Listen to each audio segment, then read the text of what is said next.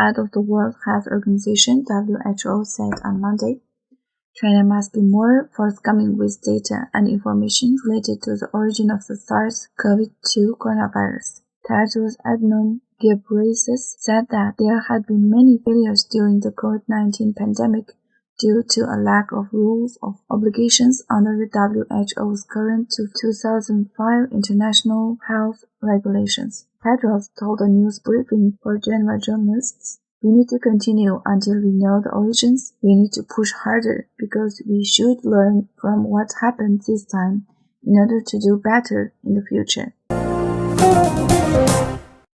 Indian External Affairs Minister S. Jaishankar on Sunday said India and the Central Asian countries had similar concerns and objectives in Afghanistan and flagged the goals of a truly inclusive and representative government, the fight against terrorism and drug trafficking, ensuring unhindered humanitarian assistance, and preserving the rights of women, children, and the minorities. He said to his counterparts from Kazakhstan, Kyrgyz Republic, Tajikistan, Turkmenistan, and Uzbekistan, who are in New Delhi for the India-Central Asia dialogue.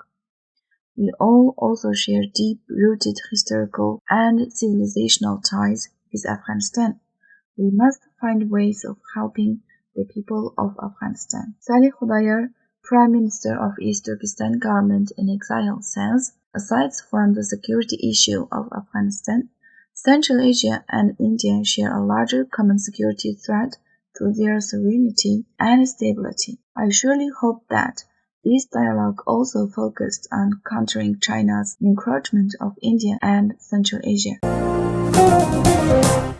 The foreign ministers of Australia, Canada, New Zealand, and the United Kingdom and the United States Secretary of State, noting the outcome of Legislative Council elections in Hong Kong, expressed their grave concern over the erosion of democratic elements of the Special Administrative Region's electoral system. Actions that undermine Hong Kong's rights, freedoms, and high degree of autonomy are threatening the shared wish to see Hong Kong succeed. Since handover, candidates with diverse political views have contested elections in Hong Kong. Yesterday's election has reversed this trend. Overhaul of Hong Kong's electoral system introduced earlier this year reduced the number of directly elected seats and established a new vetting process to severely restrict the choice of candidates on the ballot paper. These changes eliminated any meaningful political opposition. Meanwhile, many of the city's opposition politicians, most notably the majority of the NSL 47, remain in prison pending trial, with others in exile overseas. They pointed out in the statement that